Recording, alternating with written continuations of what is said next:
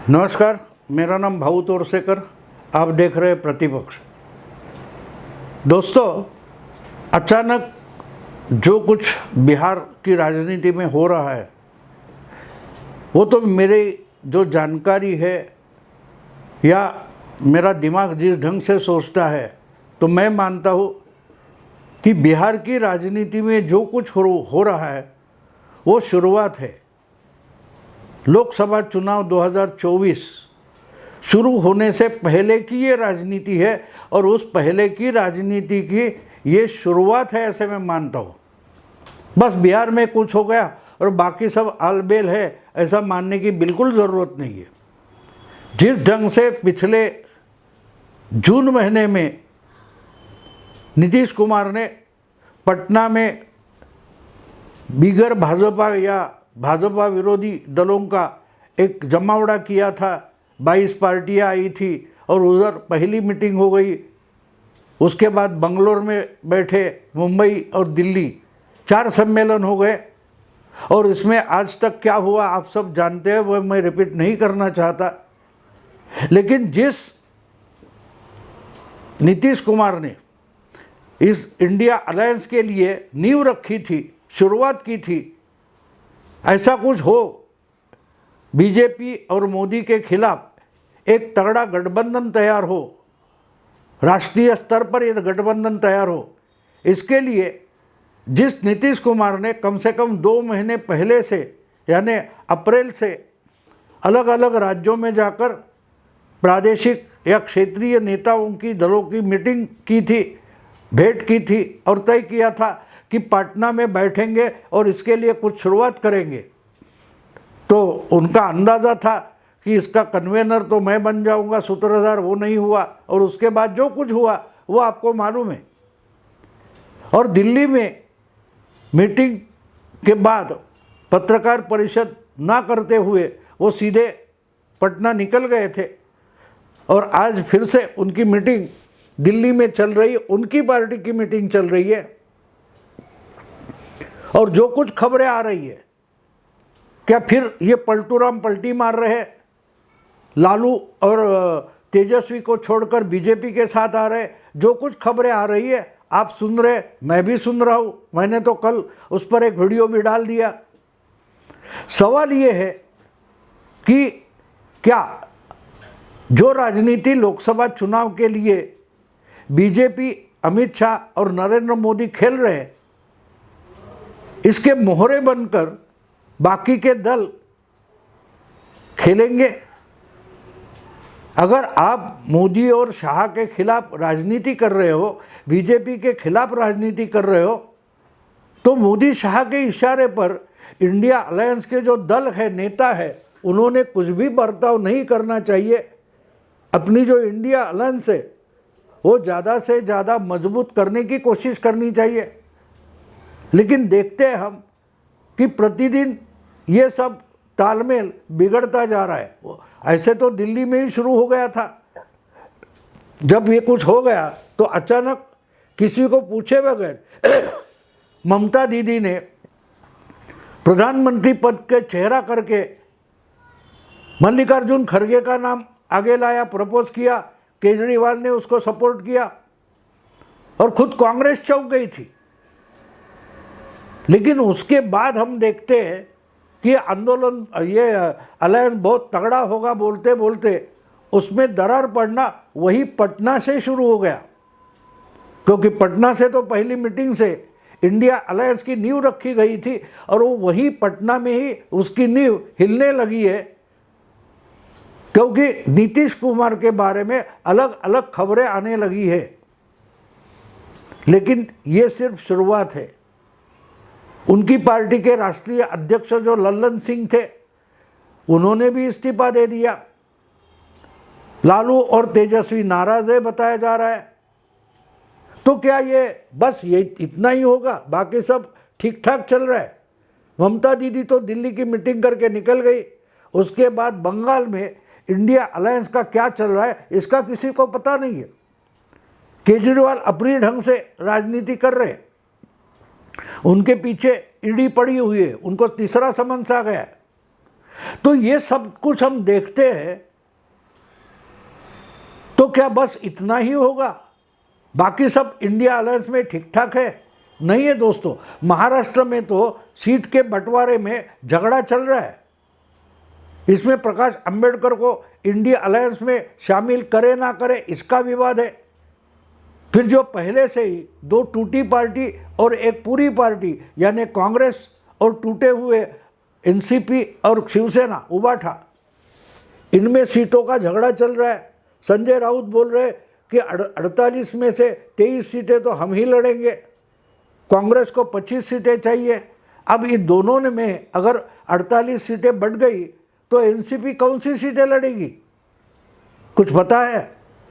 और इन तीनों के सिवा जिस चौथी पार्टी को इंडिया अलायंस में या महाविकास आघाड़ी में समाविष्ट करना है, उन प्रकाश अंबेडकर को तो 12 सीटें चाहिए। तो महाराष्ट्र में सीटें कितनी है इसका भी अंदाज़ा इस इंडिया अलायंस को है कि नहीं इसका पता नहीं चलता। इसलिए मैं बोल रहा हूँ कि जैसे जैसे चुनाव नज़दीक आता जा रहेगा, बस उस क्रम में इनका वस्त्रहरण ये खुद ही करते जाएंगे। जो मोदी को हराना करके हाथ उठाकर फोटो के लिए खड़े हो जाते हैं, ये भूल जाते हैं कि एक दूसरे की मदद करनी चाहिए, ना कि एक दूसरे का नुकसान करना चाहिए। और जब ऐसी अलायंस बनती है तो मुझे क्या मिलेगा, मुझे क्या मांगना चाहिए, इसके बजाय मुझे क्या देना है, इस ढंग की सोच होनी चाहिए। और उसका तो कहीं पता नहीं है। और इसलिए उससे ही निराश नीतीश कुमार हो गए कि मैंने क्या शुरू कर दिया और मैं कहाँ फंस गया। तो अब ये निराशा से निकलने की कोशिश नीतीश कर रहे हैं, क्योंकि उनको समझ में आ रहा है कि India alliance, Narendra Modi, BJP, ये सब अलग बातें हैं। सबसे पहली प्रायोरिटी, प्राधान्य अगर किसका है तो वो मेरी अपनी पार्टी का यानी जनता दल यूनाइटेड का है। अगर जनता दल यूनाइटेड बची ही नहीं तो नीतीश कुमार राजनीति में खत्म हो जाएंगे। जैसे आपको याद होगा 5 साल पहले यही नाटक आंध्र के नेता चंद्रबाबू नायडू करते थे। उन्होंने इसी ढंग से मोदी और बीजेपी के खिलाफ, मोदी को उखाड़ फेंकने के लिए अलायंस बनाने की कोशिश की थी। और आखिर में खुद की ताकत पर उनको आंध्र, सीमांत आंध्र में लड़ना पड़ा था। और आज उनका नाम तक कोई नहीं लेता, ना इंडिया अलायंस में ले रहा है, ना एनडीए में ले रहा है। दूसरी तरफ हम देख सकते हैं कि जो अकाली है वो तो लोकसभा में बीजेपी के साथ लड़े थे, बाद में कृषि कानूनों के नाम पर और ही अलग हो गए। उसके बाद मुख्यमंत्री बनने के लिए उद्धव ठाकरे निकल गए।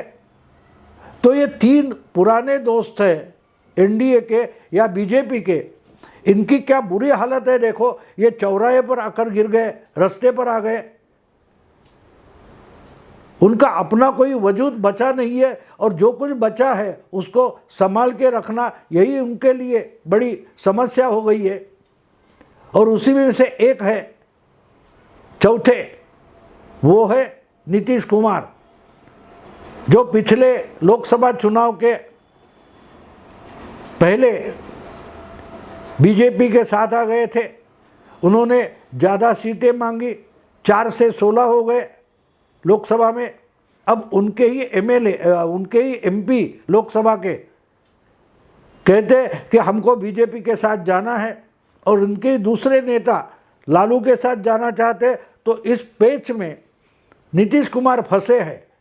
लेकिन ये मामला हमें दिखाई दे रहा है कि बिहार की सीमा पर अटका हुआ है। मैं नहीं मानता कि ये सिर्फ बिहार के लिए समस्या है। ये इंडिया अलायंस जो है, डॉट इंडिया अलायंस जिसको कहा जाता है, उसकी समस्या है।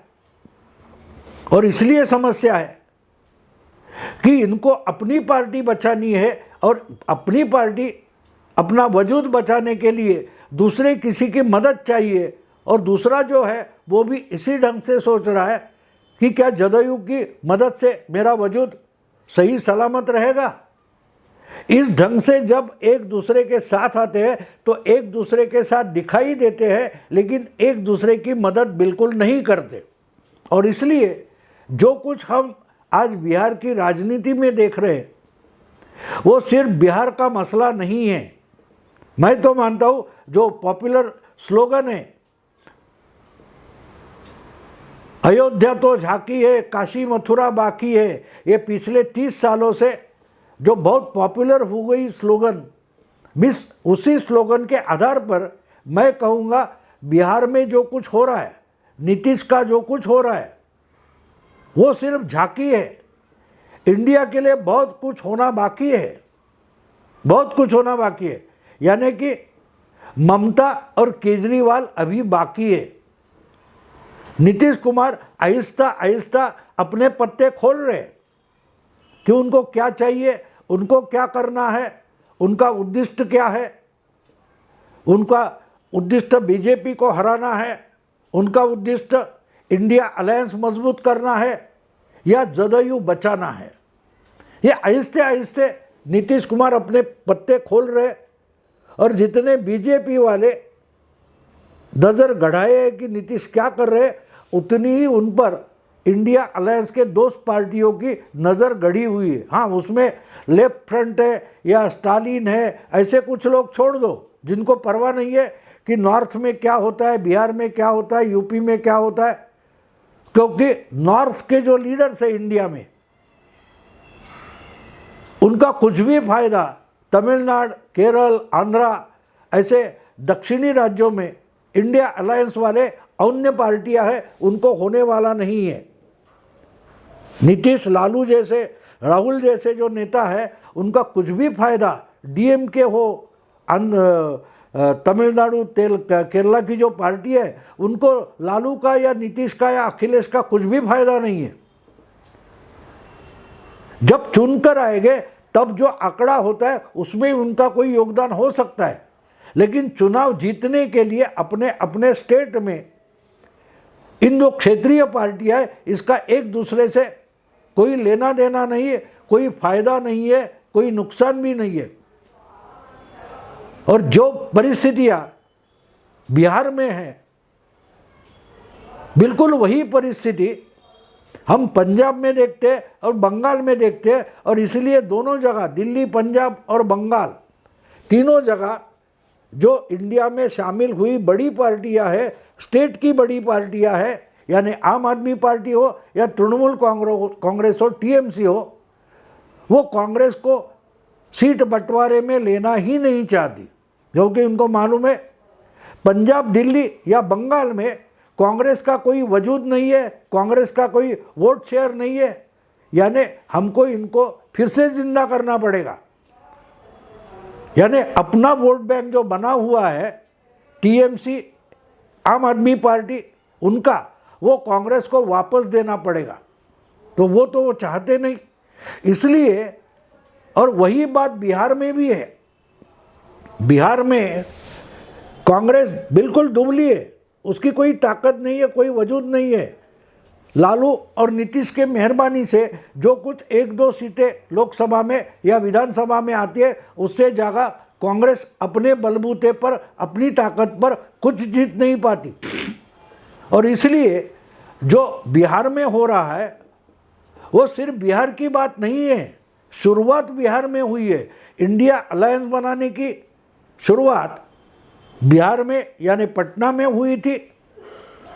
उसका रिपीट हम कोलकाता में, दिल्ली में और चंडीगढ़ में देख सकते हैं, क्योंकि केजरीवाल ने भी डिक्लेयर कर दिया कि पंजाब की 13, चंडीगढ़ की 1 और दिल्ली की 7, ये पूरी 20 सीटें आम आदमी पार्टी अपनी पूरी ताकत से लड़ेगा। मतलब कांग्रेस को साथ नहीं ले सकते, ये तो इनका हो गया। ममता दीदी ने बोल दिया है कि बंगाल की जो 42 सीटें हैं, उसमें से 40 सीटें कम से कम अकेले टीएमसी को ही लड़नी है। तो कांग्रेस और लेफ्ट फ्रंट, इनके लिए बचता क्या है? कुछ भी नहीं, कुछ भी नहीं।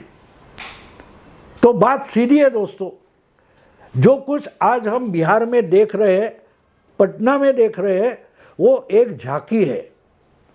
इंडिया अलायंस का भविष्य क्या है, इंडिया अलायंस का भविष्य क्या है, इसकी झांकी हमें जो पटना और दिल्ली में जदयू में चल रहा बवाल है, घमासान है, उसमें हमको इंडिया के भविष्य की झांकी देखने को मिलती है।